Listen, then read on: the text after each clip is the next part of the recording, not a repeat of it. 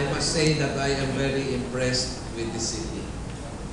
From the airport, pagdating ko pa lang sa airport, sabi ko, wow, maganda tong airport to. I was telling my staff, maganda tong airport ng Iloilo. It's the right size, it's the right look, it's tama-tama for this part. It's one of the better non-Manila airports that I've seen in the Philippines. Tapos, while we're motoring down from the airport to here, I noticed that Iloilo is very clean. I don't see much trash on the street. That means you are a clean people. I was asking our OIC, sabi ko, mahigpit ba dito yung ordinansa at inuhuli yung mga nag-litter? Wala naman daw ganun. So I guess it's in the culture of the people who live here in Iloilo. Malinis yung surroundings, which is nice. That's a very good thing for you and your city. Third, napansin ko there's, in my very short exposure, mapapansin ko that there's vibrancy in this city because there's a lot of construction going on, and then you have that very nice Grand Boulevard, no?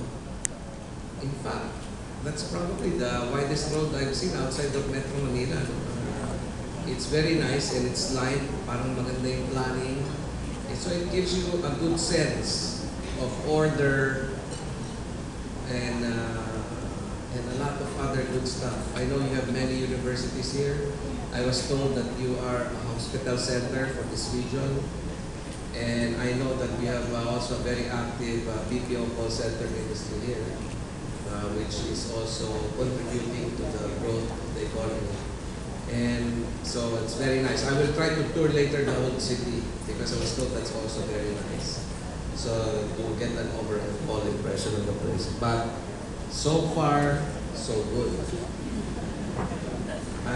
Let me now talk a little bit about our economy in the AEC. Si Dr. Abito already covered many of those, including how fast the economy is growing here in the Philippines and that we're one of the fastest in the region. I would just like to add a few things. One, our economic growth, at least from my perspective, I'm not an economist, so baka biased ako. But from my perspective, this growth that we're experiencing is really going to be a very long-term growth cycle. When I say very long-term, it's going to be a multi-decade growth. And hindi slow growth. Multi-decade high economic growth. Of course, hindi sigurado yun. That's not for sure. But the likelihood that it will happen is very high. And I am not alone. HSBC has projected that the Philippines, from the 39th largest economy in 2012, I believe, they project that by 2050, medyo matagal pa, 36 years from now, Philippines will become the 16th largest economy, 1/6. So from 39, magiging 1/6 tayo, 16th largest economy in the world. What does that mean? When I looked at the countries in the first 15, the only Asian countries that were ahead of us were China, Japan, and Korea.